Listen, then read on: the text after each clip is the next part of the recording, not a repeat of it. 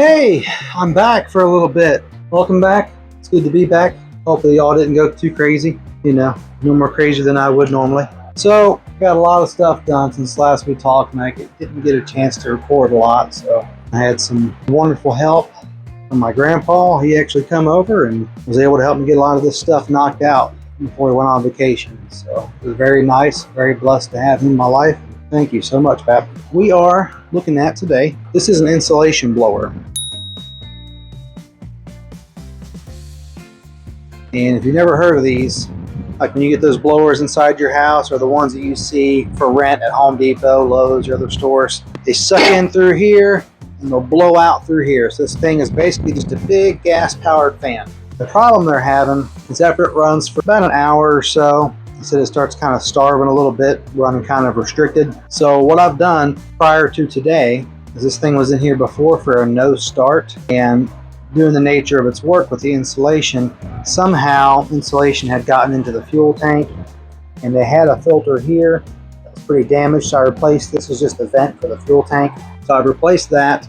I put a new fuel filter on here, cleaned the lines, make sure it was all good, because when I pulled the fuel line out right here, fuel line that goes into the carburetor here, when I pulled this out, there was insulation in here, so it had made it past the fuel filter, it made it through the pump and everything else. So what we're doing today is, I have a feeling that some of this fiber in here has made its way into the carburetor, and I know it takes a while to really show its effect, but once the motor gets really hot, I think it's causing some fueling issues in here. And I'm going to make sure that everything's clean. We're going to take this cover off, clean the motor, make sure it's not overheating. I'm going to check the oil in here. It shows the oil has been serviced. I guess they do their services on these, but the problem is when you got a motor like this running this hard all the time, it's really one of those where you want to have synthetic oil, and some people are weird on their oils. That's fine. Here's the science behind it. Your conventional oil, your standard grade oils, doesn't matter what weight I'm talking, just regular conventional non-synthetic, it will start breaking down at 250 degrees. Now these engines, they can run pretty hot. They can run pretty close to that. I mean, they can build some serious heat. I haven't had an infrared gun in there to tell you exactly, but given the nature of this machine, it stays fixed and it's under a load quite a bit. Synthetic oils, when you start running synthetics, they don't start breaking down until about the 300 degree mark, talking Fahrenheit. So that gives you 50 extra degrees of protection.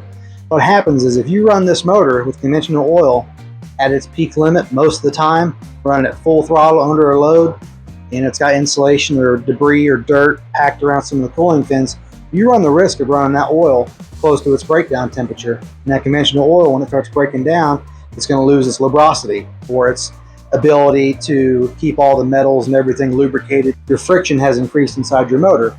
Friction inside of a motor means wear, and that's not good. We don't want that. To clear all these issues out, I go ahead and change it. I'm going to run full synthetic in here, along with flushing this fuel system. And I've got a carburetor over here, or a carb kit. I'm going to rebuild this carburetor and see how well this thing's going to run. It should run great. So, but I think that's part of the problem, is it's kind of getting hot after a while, and that oil is broken down, and you might have some fiberglass in there. So I'm going to hit all things at once. Going to do the fuel, make sure the fuel is clean. I've got the new filter put on there for the breather for the tank to keep contaminant out of the tank. Number one, start there with good fuel. Make sure my lines are clear. Good fuel filter is good. Make sure my pump, I'm replacing the fuel pump on here. They're not that expensive. Just pop it out, pop a new one on here. I'm going to go ahead and clean the carburetor, take it apart, do everything I need to do to that, make sure there's no fibers in there trapped. And then once we're done with that, change the oil. So that's where we're going to go. I'm going to put you on the stand here and you get to watch what's going on for a little while, but it's good to be back. Love you guys. God bless. This was just sitting right here with the air breather assembly on top of here. That's pretty self-explanatory. Once pop that off, we got 1, 2 bolts and a nut here, so that come off. There's also a bolt here and here as well. Set that to the side. I've got the fuel line coming off, which goes to the carburetor here, off of the pump. I got this front cover off of here. The front cover just has a Phillips screw here and here. It just comes right off the face of here. Off she comes. Here's our throttle coming from our, take this plastic clip. It's just going to hook. Push down on this, rotate this clip down, rotate this plastic clip down. It's going to give our linkage here, just like that. Little return spring. Go ahead and pop it out of there. There we go. Just don't lose this little plastic clip. Carburetor here, you've got this little breather housing base here. It's got 1, 2, 3, 4, looks like through bolts that are going to go all the way through the carburetor body into the intake, and there's a little bit of intake spacer here, a little bit of plastic, so make sure that all this is put back in the same order: intake, spacer, carb, breather neck, if you want to call it that, or the filter housing lower. That's what I would call that. So I've got my vent port off of here for the PCV. Actually, that's my pulse line for the fuel pump of some sorts, looks like. Yeah. And then I've got my other, here's my PCV here, it's off. This is just another port off the fuel pump, probably for vapor. Got my throttle linkages off over here. I'm going to take my choke linkage. It's going to be off next. So I'm going to give myself some space. Make sure this goes back on. Go ahead and take this little spring off here. Make sure we're putting it back in the same spot. I'm just doing this to give me some room. Same deal on the plastic clip here. Pop that to the side. Just rotate that outward. Then your linkage will come out just like this. You can leave that there for now. That shouldn't go anywhere. So my choke linkage is free. I'm going to get these out of here. Looks like they're 10 millimeter. We'll verify. Yep, 10 it is. I've used a 1/4 inch ratchet. Not enough room for a 3/8 here. I hate that. You got a bolt that's coming out easy with a ratchet, but not easy enough for your fingers. Not now. No, whatever. Okay, with my fingers. It's okay that they're going to bottom out. As long as we're free of the intake, we should be able to lift straight up out of here. One over here and the lower is being a pain in the butt. You get this last one out. It might shift or drop, so just kind of be ready for it. It's not going to go anywhere, but just so you're aware. A little close there. Okay, all of our bolts are out. We should just have one wire holding us on the bottom for the afterfire solenoid. So we'll go ahead and see if we can get that out. It's pretty tight in there. Okay, so we get that wire. So what we're looking at is right down there, which is it's right here. So there's a wire on the end of that one.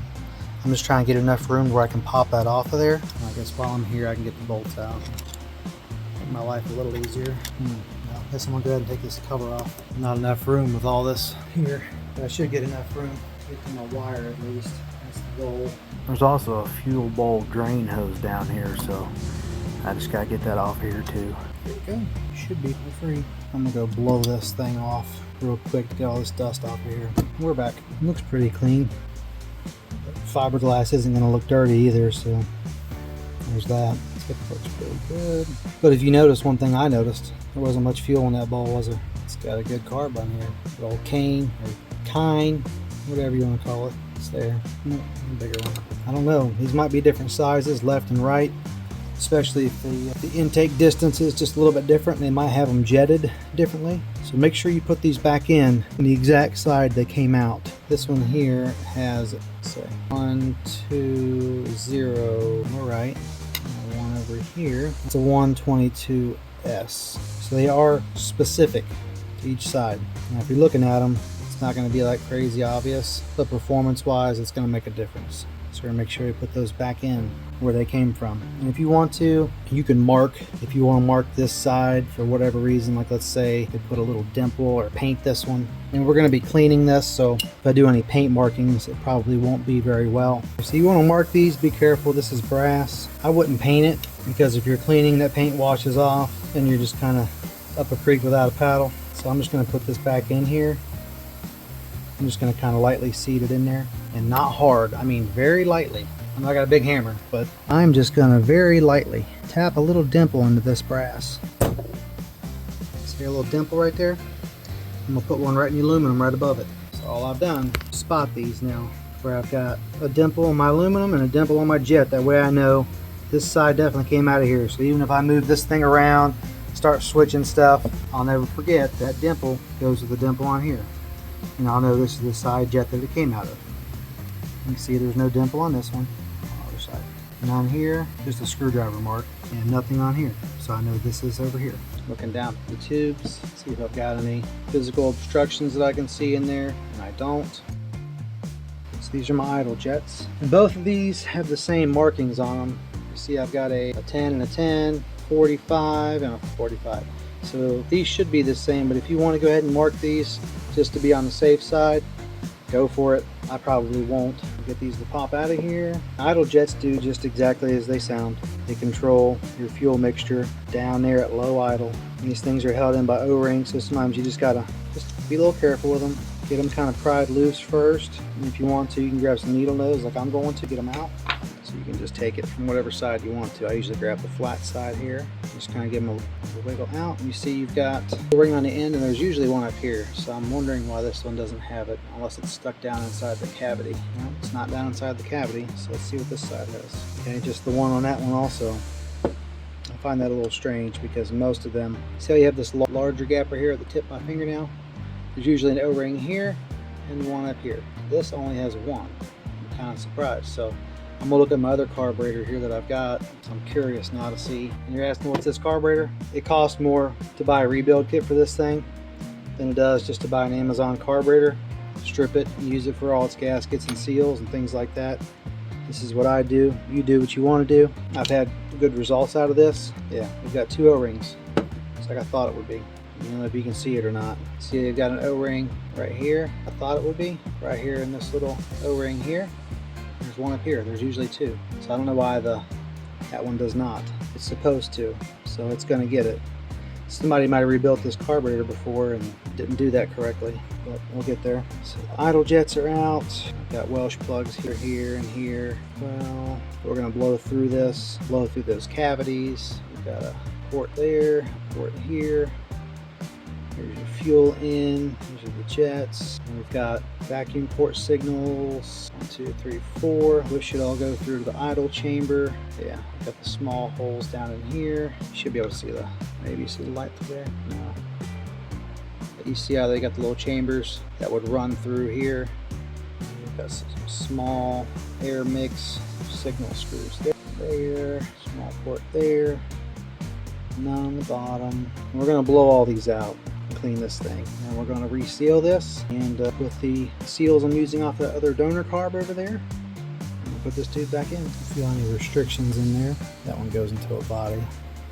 There's 4 little holes down in here that I showed you earlier. It's hard for you to see it, but I'm just bending the tip of this wire here, making sure that nothing's blocked. They're all going in. I'm holding this angle here to help me. But it's these little guys. You can kind of see it in the reflection. It went away. You see the shiny section? Come on, quit focusing differently.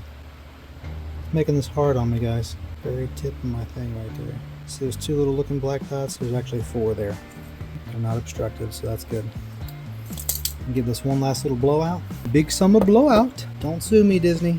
Thanks. I don't make that kind of money. I think we're good. I know these Amazon carburetors. Some of you guys, you've given me some hate in the comments section over just run it. That's stupid. I've had no problem with Amazon carburetors. Good for you. I'm glad you have. I haven't.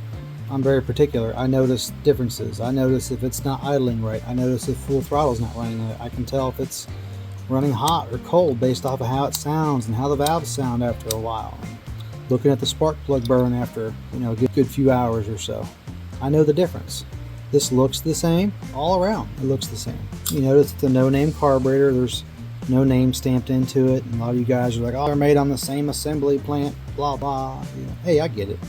It's cool, dude. If it works for you, that's cool. You want to change that carburetor a couple years, that's cool. If it runs forever, that's even better, man. You did awesome. But for commercial equipment, there's stuff you just want to rely on. I don't trust just throwing an Amazon carburetor on here. And the OEMs for these, they're like $500 something. They're pretty high. So even to break down the carburetor kits for this, it ends up being, when I started pricing, I didn't get everything because I stopped because I got up to like $120 before I had everything, and I was like, I'm just going to buy this Amazon carburetor and I'm going to use the O-rings off of the units here. And some of you guys are like, well, that's the cheap part they use is the O-rings and seals. Okay, an O-ring's an O-ring, I understand. Some of them are made cheaper, some of them are made better. But for its purpose here of just sealing air, it's not under any kind of pressure or anything. I've never seen these actually dry rot in there from an Amazon carburetor. They've usually done well. And gaskets, I mean, are you going to tell me that they've got generic paper and the paper scrap too? It's a gasket. It does this job. So yeah, it's not green like the Honda one is, but that's all right. It's still going to do its job. All I do is I use these donor carburetors for the seals, O-rings, and sometimes if I notice like the fuel shutoff's not working right, I'll use the seals from here, the bowl gaskets, because I think this carburetor here was about 60 bucks, 60 or 70 bucks, something like that. But it's still cheaper. I know it seems like a big waste because this is going to go in my bucket with other carburetor parts, but it just makes the most sense. I know it's not me that has to pay it, it's the customer, but I'm trying to save my customer money and give them a honest, amazing running machine here. And I wouldn't do this if I didn't believe in it. And that's just how it works. I mean, I can use everything I need out of this to rebuild the good factory cane carburetor, and she'll run great. It'll run just fine. I promise you. Absolutely promise you it's going to run great. And you got $60 in what I'm going to call my carb kit versus $100-something for the actual carb parts, which are all the same. So this is just for donor parts. You can hate all you want to. This is just how I do things. And you say, oh, then you got time involved. I'm spending more time talking about it than I am actually doing it. I've already got to pull these things out. I'm only doing it a little bit. It's not time-consuming job to strip this thing down. Everything comes out easy because it's brand new. Pull these screws out, it's easy. There's a bowl gasket under here, seals here, everything is here. It doesn't take that much longer. It does not take that much longer. And you can say, well, if you just throw a new carburetor on there really quick and you know you're only out to one price and then time doing it off and on, whatever. No, I don't agree with that. If you had a new cane carburetor to throw on there that you spent $300-something on, yeah, throw that sucker on there. That's what it's supposed to do. Throw it on, make it run. I'm rebuilding the factory carburetor with an Amazon one. That's the way I do it. It runs all right. I promise you. We'll show you. The proof is in the pudding. All right. I got these new O-rings in here, new seals. I am going to test this though to see if this is working. Just putting that on here on the hot. Just going to ground the body. So they're working good. So no magic tricks. I'm just grounding the body, the negative post on the battery. It's working out supposed to. And I don't like to use aftermarket versions of these either, as long as they're in great shape, because some of the plastics, and all this goes back to preference, some of these plastics, even their angle of shut off and flow are a little bit different in the cheap aftermarket ones. So I like to use as much of the factory carburetor as I can, since these are usually a low point of failure anyway. Put this tube back in its home, and I always check to make sure that the float is working. I'm gonna put my mouth on here and blow. It's working good. See how this has got this relief in here for the float tower, and it's got these little bitty castings here as well, so you don't mess that up. Back to these idle jets here. They should have that O-ring. Why they don't is a mystery to me. See, this is the difference too. Amazon here, OEM here. They're just built different.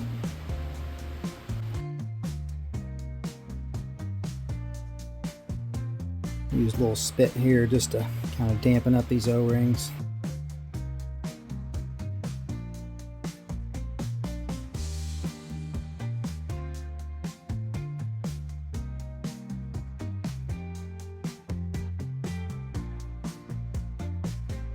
This is ultimately just what keeps your idle jets from backing out. Top half is finished, lower half is finished, and do a quick look around and we're good to reinstall. The only thing I'm checking, there's a hole here that's covered on both sides. This gasket here would actually allow that hole to be open, so I'm not sure if I want to do that or not. Looks like it's just a cavity. It's not the end of the world, I guess. Okay, I might have to take this plastic off here to get a good clean under here. Yep. Be a little careful here. This goes right down to the engine here, so we don't want anything to drop down in there, no debris or anything. I'm just going to carefully make a little plug here, just add a paper towel, just to kind of stuff in there. So when I pull this cover off, nothing's going to come flying down in there. We don't want that. I got one 10mm bolt here, one bolt there, and that should be everything. Well, I'm trying to get this cover out, but it's got little clips in the front that hold the carrier wire that goes to the coil grounds, and a little bitty carrier that holds the after-fire solenoid wires. So I'm kind of working under here. It's not that bad, but I just got to move a couple little things. And by a couple little things, I just mean, see if I can get you in here. See, I want to try to move this plastic cover. See how it's wanting to pull the wires out. I've got to get this is the wire that goes to the after-fire solenoid, and this goes over to the ignition harness. Well, this one goes over the ignition harness. A little plastic clip here holding this, and on the other side, can see it way out here in the distance. That's also holding it up there too. Watch. So I'm just going to pop those out of there. I can get this cover out to really get this thing a good cleaning. Oh yeah, look at all that insulation in there. Yeah, see all this? It's not like crazy packed in the fins, but there's quite a bit in here, which is going to hinder cooling on this thing. I'm going to blow the rest of this out with my air gun after I block that little hose there.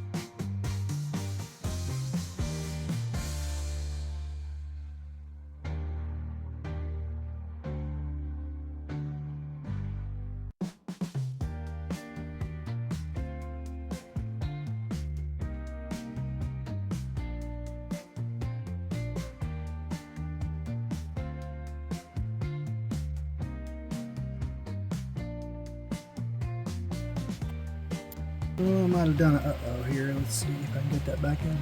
Hey, dummy. There we go. That's close. That little spring doesn't go through a hole. It just sits in a little notch right below the linkage. I can't even get the camera in there to show you, but I should have showed you. So as you're seeing me do this here, so I've got this on there, and that spring is just going to hook around that little clip right there. And on the factory one, it's actually looped at the bottom. That's where that spring goes, is through there. So I got it all bolted back up on here. Y'all saw how I did my linkages. Everything's good there. Went ahead and changed the fuel pump. That's pretty easy, line for line. And I had to pump off. I just made sure all these hoses were clear, no restrictions. I blew through them real good. On the inlet hose coming from the tank, before they had the valve down here and the filter here, so they had them switched. Well, the ports through here are pretty small, so these were getting pretty clogged with the debris from the tank. Now there's not a whole lot of debris in the tank right now. Due to the nature of this machine, they get stuff in here anyway, but that's why we have fuel filters. What I've done is made the fuel filter the primary. That way when it picks up, all the debris gets caught in the filter before having a chance to get caught in the selector valve or anywhere in the pump or in the carburetor. So it's got this main filter here installed to where all the debris catches on the outside of this. You can see it when it's bad. So, but before I put all this on here, I put a sucker on this line right here to clean out just what might be trapped in the line. And there was so much debris trapped behind this, because this was down here. Let me show you what came out of this line here. All of this, which was insulation, was packed in that fuel line below the switch, and all this little, looks like a blue plastic film, like the backside of sticky tape, and some little blue crystals. The black and stuff that you see in there, that was already in my little thing here. But yeah, it's just crazy. So we got this all hooked up, ready to go. I went ahead and put a sucker on here just to kind of prime up the fuel system. She's all good to go now. All we're going to do is fire this up, let the oil warm up just a touch, and then we're going to change this oil to synthetic and change the filter. And I think then we'll be good to go. It'll take a bit to get that fuel in the bowl.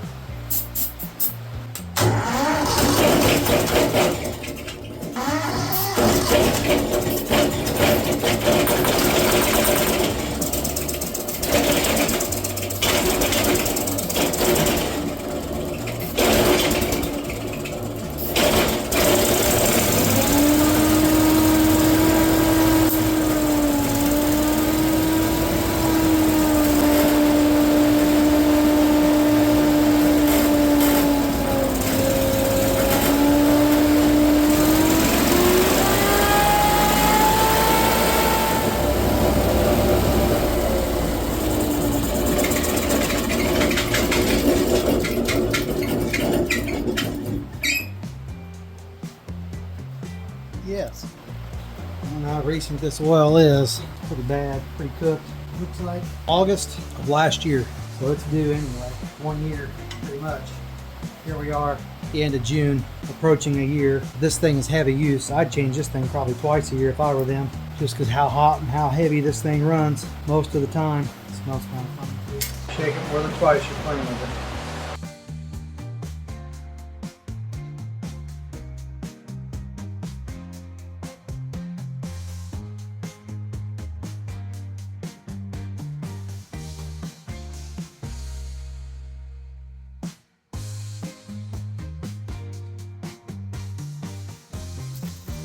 And for these Honda GX690s, here's your actual Honda part number for the filter.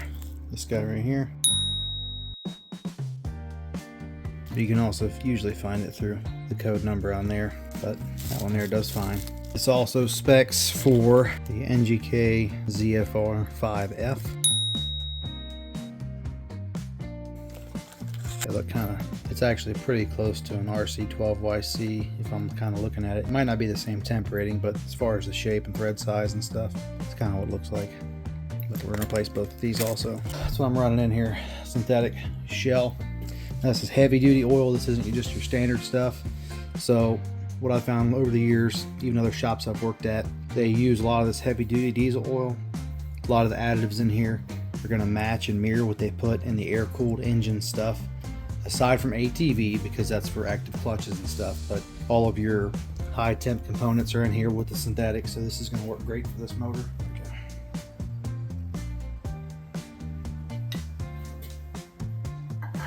No hour meter on this thing, so I'm going to go 1 year from today. Today is June something. It is the, let's see, today is June 19th.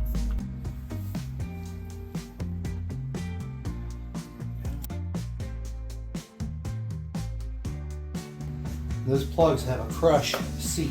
They're not tapered, so you don't just tighten to a degree. You'll tighten, it starts getting a little stiff. You just kind of ease it in until it kind of stops. Don't over crank it, but you are crushing that. You'll see, here's your actual crush, your little crush sleeve right here. Here's your old one. See how it's been squished versus your new one. So with these, it's just like a crush sleeve. Give it a good seal. So you'll know. I don't ever do that with a machine, I always do it by hand.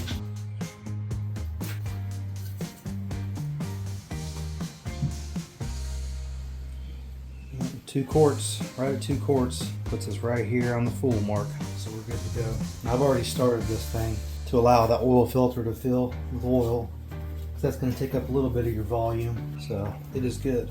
I started off just putting about 1.5 quarts, start it, let it get through the filter, recheck it, and then add and bring it up to where my fill mark is. Got a little happy with the oil earlier and it kind of overspilled because I wasn't paying attention. We're good now.